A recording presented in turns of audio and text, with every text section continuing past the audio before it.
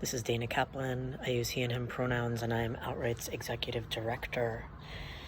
We wanted to take a moment to share with you how we are responding to this moment, and to say that we will not let those who lead with misinformation and hate drive the narrative. As youth have reminded us over and over in the past year, we cannot, will not back down. What follows is our statement on anti-trans backlash. Make no mistake, trans people, especially trans youth, are under attack in this country and right here in Vermont, in all corners of our state. You may ask if the latest onslaught of hate is unprecedented in our state's history. The answer is yes, and you should be concerned. Fueled by national and international anti-trans activists who are well-known bullies promoting hate, Vermont's trans youth, their families, and allied educators are enveloped by an elevated climate of fear-mongering and increased actions of harassment.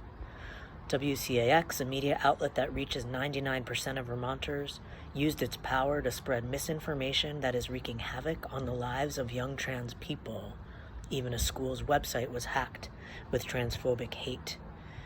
We do not need to look to Texas or Florida to see what is happening. We can look only as far as our backyards to know that trans youth are increasingly targeted for harm based solely on their identity in a new wave of anti-LGBTQ backlash.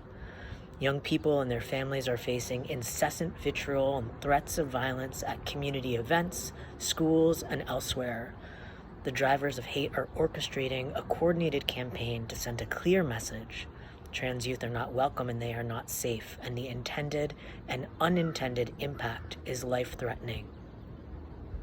A challenge for every Vermonter is to recognize the insidious nature of transphobic hate and how it has successfully crept into our progressive state, one that prides itself on acceptance, fairness, and caring for our neighbors. The actions of extremists distract from the hidden truth. Moderate thinkers have convinced themselves that there are two sides, which unwittingly spurs the vitriol either through collective silence or denial of the violence and harm being done. The Vermont Youth Risk Behavior Survey data provides an essential longitudinal look at risk and resilience factors among middle and high school students. It squarely features the reality of what it's like to live your life as an LGBTQ youth in Vermont.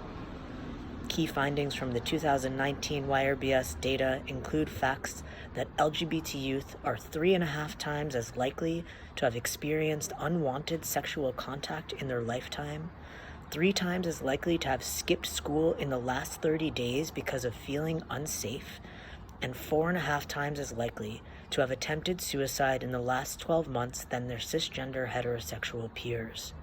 Now, these increased risks are not inherent to LGBTQ identities. They are an outcome of the undue burden of stress created by living in a world never designed for you to thrive and succeed. The tenuous progress we have made is being undone before our eyes, and the constant threats and messages of harm that target LGBTQ youth lead to a lived experience of extremes: isolation, invisibility, erasure, hypervisibility, and tokenism. Just ask the teenager in Randolph trying to play volleyball with her team, or ask youth, their families, and other adult allies who were protested by anti-trans activists at our fire truck pull last week, the first protest in this event's long history. Today and always, Outright Vermont is here to build hope, equity, and power alongside LGBTQ youth. And in the face of threats, the safety we find in the community shines through. Calls and emails to Outright from supporters have spiked, asking us how to hold local leaders accountable and what parents, teachers, and administrators should do to ensure the safety and dignity of trans youth. The first action is to hold on to this anchoring truth. One's personal discomfort doesn't trump another person's right to exist.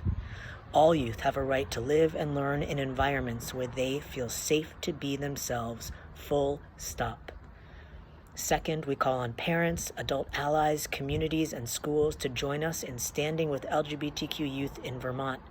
Dedicate your time and resources to help them create communities where they can thrive. Third, Be a visible and vocal supporter of LGBTQ youth. No action is too small. Fly your flag, post a sign of support on your car, at your home, and if possible, where you work. Lastly, learn about and call on school officials to make our educational system inclusive and embracing of trans youth. We are here to guide and support you. Reach out and we will respond. In moments like these, we look to the healing ideas of writer and thought leader Adrienne Maree Brown.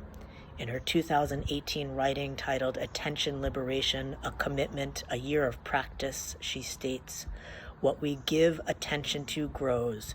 What we pay attention to grows." Maintaining our focus on what we want to grow, hope, equity, and power for LGBTQ youth, is a call to action for us all. Thank you.